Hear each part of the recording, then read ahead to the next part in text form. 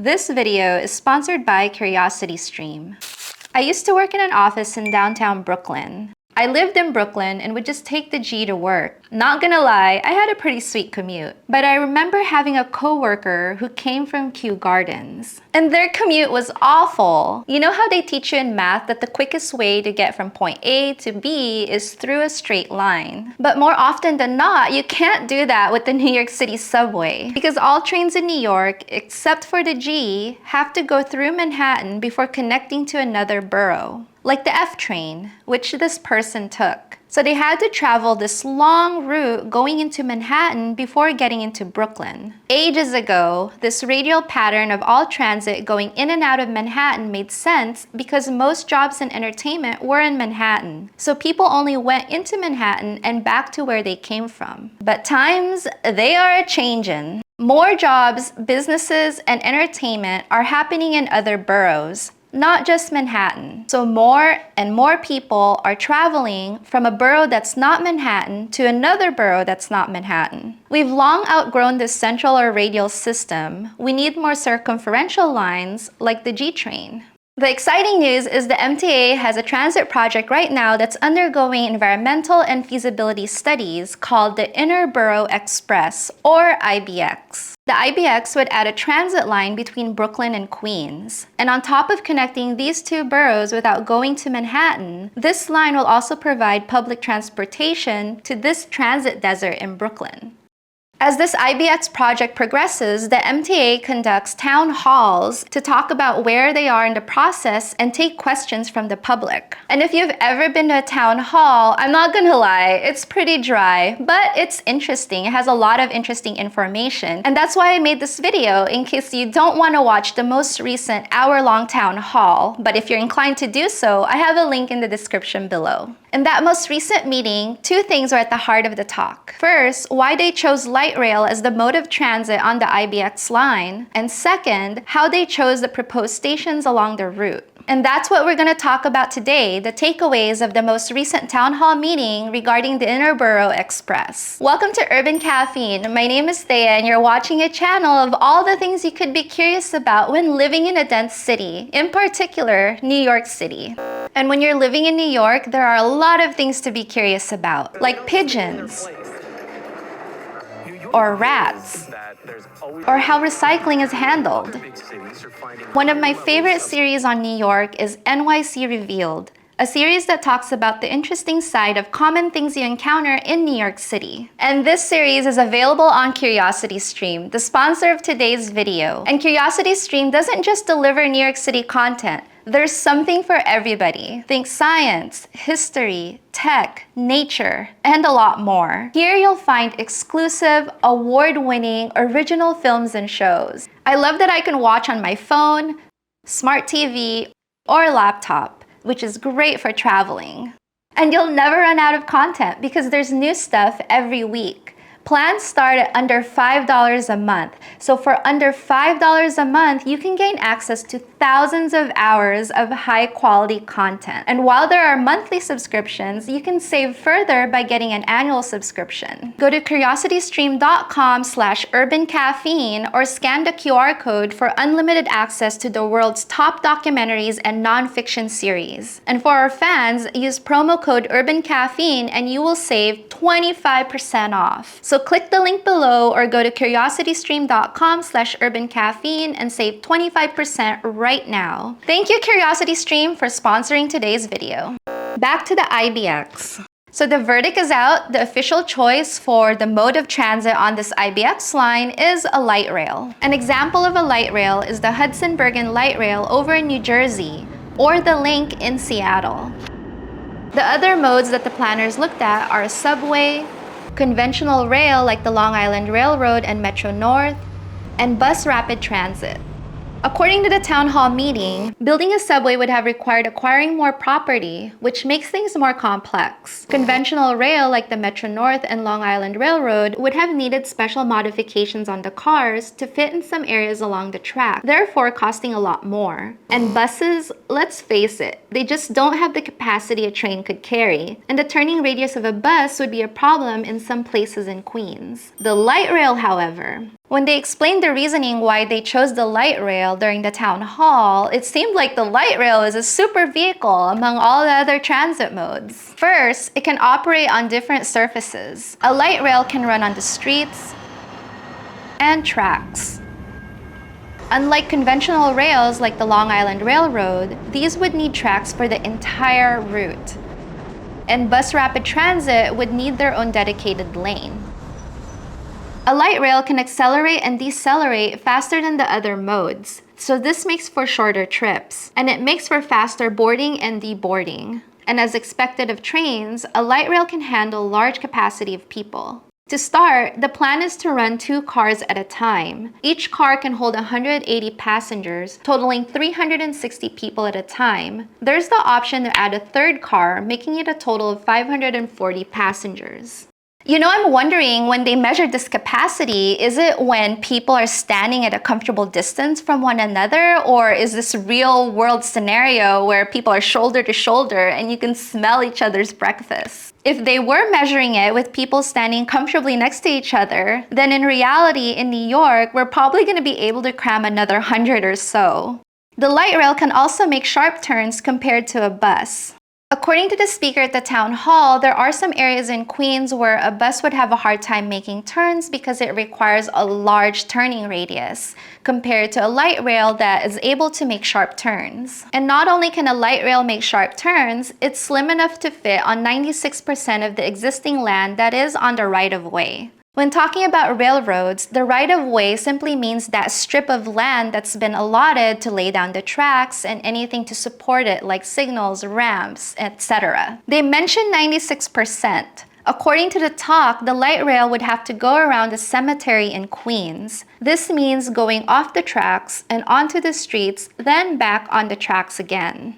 Some critics say that this would be awful because of the street traffic in the area. But the MTA said they're still figuring out the nitty-gritty design of everything, so this could still change. And lastly, there are more suppliers of light rails, so they are easier to source. Meaning there are options. Unlike the conventional rail, not only are there not a lot of manufacturers for these, but they would also need to modify the cars in order for them to fit in certain areas along the route, meaning it's going to cost a lot more. And since there are a lot of manufacturers for the light rail, then there's the option to shop around to find the best value. This is because light rails are very popular in the United States. Lots of cities use them. And I'm kind of excited for this. I enjoy riding light rails. Any above ground train in general, really. That's why I like the 7 so much. But we have years to go on this IBX project, which we'll get to in a bit. And now that they've made the decision on the train to use, we get to the stations. These are the planned stations at the moment. Nothing is set in stone. They said they're still doing environmental studies on these locations, so change could still happen. But for now, these are what's being proposed. In the town hall, they shared the criteria they considered when picking the station locations. First on the list was community feedback. Months ago, the MTA put up a map online and had asked the public to drop a pin as a way to vote on where stations should be along the IBX route. In a way, this kind of reminds me of the desire path concept. A good way to explain a desire path and how to lean into a desire path is by looking at the oval at Ohio State University. In the beginning, there was just the library and University Hall. The green space here was for livestock to gaze on and have a la-di-da-day. As more and more buildings were built, creating the oval shape of today, people would walk on the grass to get from one building to another. Over time, patterns would emerge on the grass because of the amount of people taking the same path. In a way, these paths were desired by the people taking them. Eventually, these paths became permanent walkways. Asking people to drop a pin on the map to see where they desire to have an IBX station isn't exactly creating a desire path, but it has some parallels. It would have taken hundreds, if not thousands of trips to create a visible path on the grass, which made me thought, oh, there must have been thousands, if not tens of thousands of people that dropped pins on this map to kind of vote where they want station to be. But I had to pause the video and look at the number here. 1,000 provided feedback. 1,000! For some context, according to the town hall, about 1 million people live within a half-mile of this route. And they project that there would be 115,000 riders a day on the IBX. And yet they only gathered 1,000 counted feedback. If you think about it, if it was one person per feedback, that's only 0.1% of the entire population along this route. But I'm not even sure how the pins are validated. If there were 100 people and each dropped 10 pins, there's your 1,000 pins. And those pins might not even be from people living in New York. I personally did not drop a pin because I don't live along this route and I'm not familiar with the area. People probably didn't know about this call for feedback. I would have expected 100,000 pins on that map. That would have been about 10% of the population along this route. But apparently there were only 1,000. The second criteria was to consider whether there would be enough people that could use a certain station. And feeding on that are the possibility of transfers. There are 19 proposed stations, and 13 of them would have transfers. At first I thought this was great, but then I had to take a pause when the speaker said that some of the transfers would require a person walking 1 or 2 blocks. We have something like that right now. On Lexington and 59th, if you exit the station and walk about 3 or 4 blocks north, you can get a free transfer. Another popular transfer, which I'm not sure is exactly free or not, is the Broadway to Lorimer station in Brooklyn. It's a short 2-minute walk between the stations, but you do have to exit the station and enter another station. There's just something about exiting a subway station and then entering another one that's so unappealing. Probably because it takes some effort to actually exit the subway station and then enter another one. I would rather walk this long tunnel between these 2 stations, which is a much longer walk than exiting and entering the subway, even if the walk is shorter. There's a study a while back that talked about how people are more inclined to have a long walk on one floor rather than go up or down the stairs to a floor above them or below them, or even taking the elevator above or below them. It's just less friction to walk on one floor rather than go up or down. And I think that's how it is with entering and exiting the subway. So I don't know how that's gonna pan out, the IBX transfers. There's still no proposed designs on these stations, so that could still change. The transfer might be easy with good station design. I wanna be optimistic. And speaking of station design, they also considered whether a station can even be built on a particular stop, along with making sure spacing between each station is balanced to optimize speed and the amount of passengers per stop. The good news is, when asked if all these stations are going to be fully accessible, the answer was an adamant yes. However, one of the hosts said something where I had to pause the video, rewind and rewatch to make sure I heard correctly. We're very proud of the commitment to make 95% of the system accessible by 2055. 2055, that's 32 years from now. Chances are a good amount of people working in the MTA now are not going to be there by the time we get to 2055. And the goal isn't even 100% accessibility, just 95%.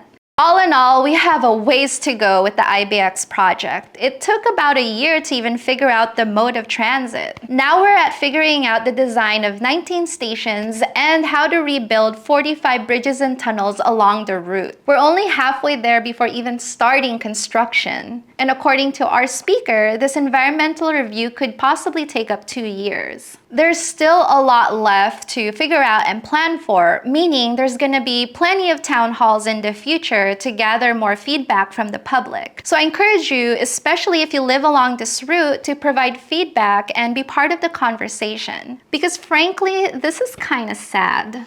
Thank you all for watching, and if you join Patreon or YouTube membership, no matter what tier you're at, you will gain access to an exclusive community on Discord. Here, our community continues the conversation on urban planning, public transit, and New Yorking. Other benefits available are access to extra content where I publish videos twice a week. I talk about life as a creator and city dwelling. Check that all out at patreon.com/urbancaffeine or clicking the join button on this channel. I appreciate you for being here. Thank you so much for watching, and until the next video, happy New Yorking.